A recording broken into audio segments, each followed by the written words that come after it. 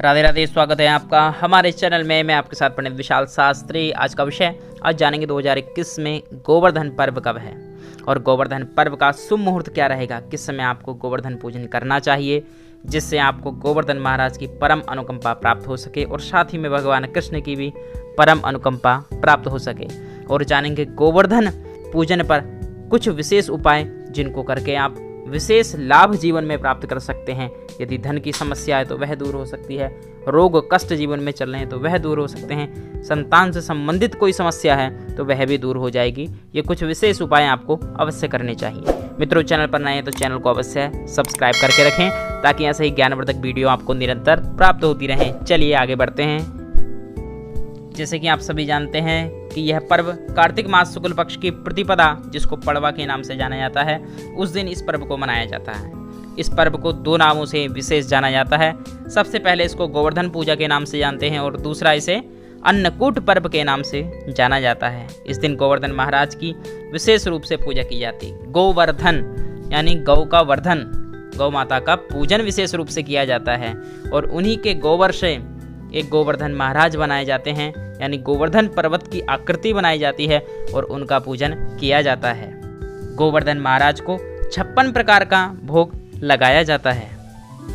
यदि सामर्थ्यता अधिक नहीं है तो जितनी सामर्थ्यता है उसके अनुसार आप जो है 5 भोग लगा सकते हैं, 7 बना सकते हैं, 11 बना सकते हैं और वैसे विशेष जो है 56 प्रकार का भोग लगाया जाता है। 2021 में गोवर्धन पर्व 5 नवंबर दिन शुक्रवार को मनाया जाएगा।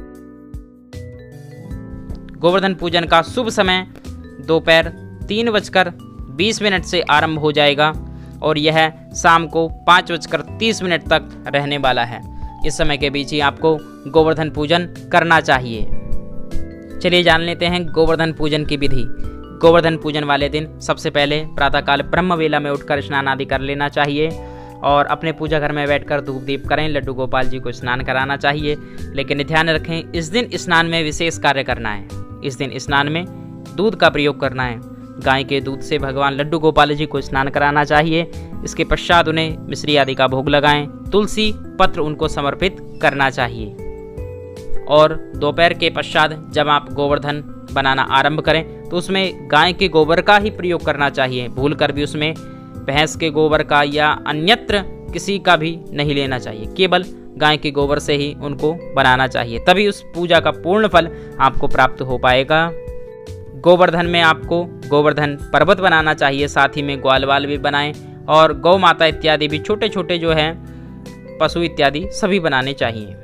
गोवर्धन पूजन में धूप दीप आदि लगाएं और शाम को रोली, चंदन, कलाबा, टीका इत्यादि सभी जो है गोवर्धन महाराज को करना चाहिए। और पूजन के पश्चात गोवर्धन महाराज को भोग लगाकर जितना भी आपने भोग बनाया भोग वहाँ पर रखकर उसके पश्चात आरती करनी चाहिए। आरती के पश्चात आपको 7 परिक्रमा बहुत आवश्यक हैं और ज़रूर आपको करनी चाहिए।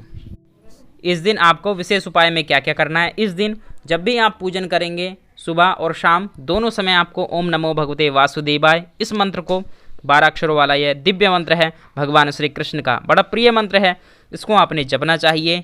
अधिक नहीं जप सकते तो कम से कम 1 माला आपको जपनी चाहिए। प्रातःकाल और शाम को जब गोवर्धन महाराज का आप पूजन करें उस समय जप जो है आरती से पहले करना चाहिए, उसके बाद आप आरती करें तो ये विशेष फलप्रद माना जाता है। पूजन में शंख और घंटा अवश्य बजाना चाहिए, अपने घर के अंदर बजाएं।